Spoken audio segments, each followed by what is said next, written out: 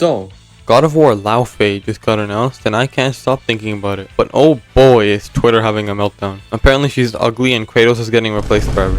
Fellas, there's nothing wrong with a beautiful mommy like Faye. But I'm not here to talk about how woke it is. I want to talk about how this game is exactly what God of War needs right now. Let me explain. Click that subscribe button if you're new. First, I just want to say, I'm not exactly a game developer. I've made small games for fun, but they are nowhere near the quality of even indie releases. But maybe I can give a little bit of insight on the types of choices Santa Monica would have made. Let's go back to the release of Ragnarok. That game concludes the Norse story with Kratos and Atreus, which means they only made 2 games from the new reboot style. See, that would be fine enough story-wise. They ended it on a good spot, but where do you go from there? Another reboot? I think it's too early for that. When God of War's first reboot occurred, it was following 6 games in the old style. By that point, you could argue the games needed an overhaul. Not to say they were bad, but the series could use something new. In this case though, we only got 2 games. So if not a reboot, what now? Well, you already have the trilogy remake of the Greek saga being made. We don't know when it's releasing, but regardless, we have content with Kratos coming in the somewhat near future. Also, we had God of War Sons of Sparta released earlier this year, which tries something new. A new genre for God of War. Let's be honest though, it didn't exactly light the world on fire, but it shows they're willing to try something new. To me, these 2 were enough until a reboot is ready. However, I think that was me not being able to imagine a 3rd entry in this God of War style. While I like it a lot, the gameplay in these games would definitely feel stale if it was reused. Think about it. What would be a big enough change to make a new game? Another new weapon or skill tree with new attacks that aren't that necessary? If you're using Kratos again, you can't just not have the Leviathan axe and Blades of Chaos. They're pretty integral to this combat system. That means the combat would end up mostly the same. So what can they do? The easy option is to follow a new character, one that has the room for a variety of different gameplay options. Let's go down the list. Atreus was suggested for years after Ragnarok. It made a lot of sense. He was already playable and set up to go on his own journey. But I'm not gonna lie, that would be pretty lame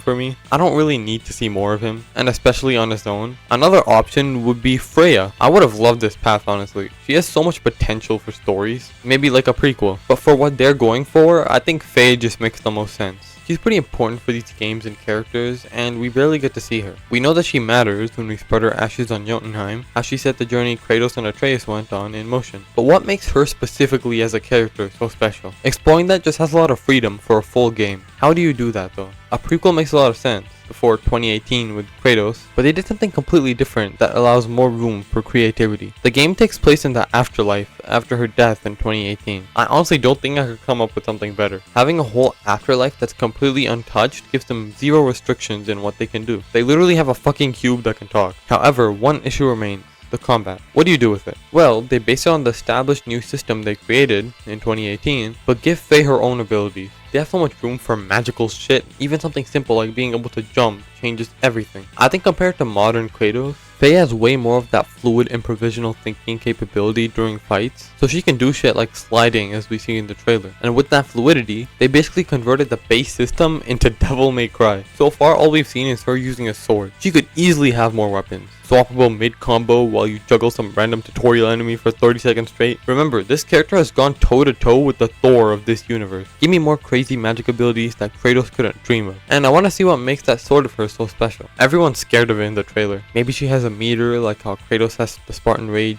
She could have a lot more projectile attacks that aren't reliant on her weapons. She could be so much faster than Kratos. We kind of get this perfect dodge thing like from Nier Automata shown in the trailer. Stuff like this is exactly what I mean. Having these subtle new additions really builds up and can make the combat feel pretty different to Kratos while remaining structurally similar. Hell, you could bring back some moves Kratos had in the Greek saga. They already do that with the jump. Just having air combat itself elevates it significantly. There's so much more combo potential with this added layer of depth. And if it ends up being a good mix of the new style with the old style, I think many haters of the Norse games would find enjoyment here. I just want to see some wacky shit. The cube is exactly what I mean. If this game ends up being more on the safe side, I'm gonna be pretty upset. I want this one to be memorable gameplay wise, but story wise it works perfectly as well. They don't really need to follow up Ragnarok's conclusion. Sure, that game left a lot of room to continue, but they're clearly done with progressing that iteration forward for the time being. So the story isn't a continuation of the Norse era, it's running alongside it. What would be crazy is if this game was planned while the others were made. You have moments like somebody unknown blowing the horn to summon the world serpent in 2018. 2015. Maybe Faye blew Jormungandr. And the best part of it all is that Kratos is still present. We see him help her up and then disappear. Exploring their relationship here from Faye's perspective not only lets them show the prequel stuff we could have gotten, like seeing them meeting for the first time could be a flashback or a moment at a time she encounters, but it lets them do this. A new story with new mythologies present, like Egyptian and Mongolian as we see in the trailer. Now I'm not pretending to know shit about these mythologies. I barely even know the shit present in the games already, but since this is the afterlife, they don't really have a restriction on the mythologies they show. Think of all the possibilities. A Norse saga scale game that focuses on another aspect of this universe, one that hasn't even been touched yet, while still directly connecting it to what came before. And on top of all of that, they get to take the major step of trying a God of War game with a different character. I think they've earned it after all this time. Kratos has been the only character they got to follow and flesh out as a protagonist. Trying something new is what keeps series like this alive, and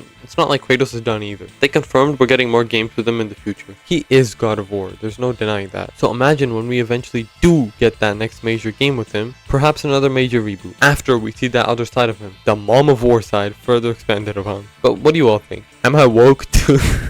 Am I woke too? Comment down below some crazy ideas the game could bring in, or where they can go next afterwards. Again, tickle that subscribe button, and thanks for watching. Have a good one.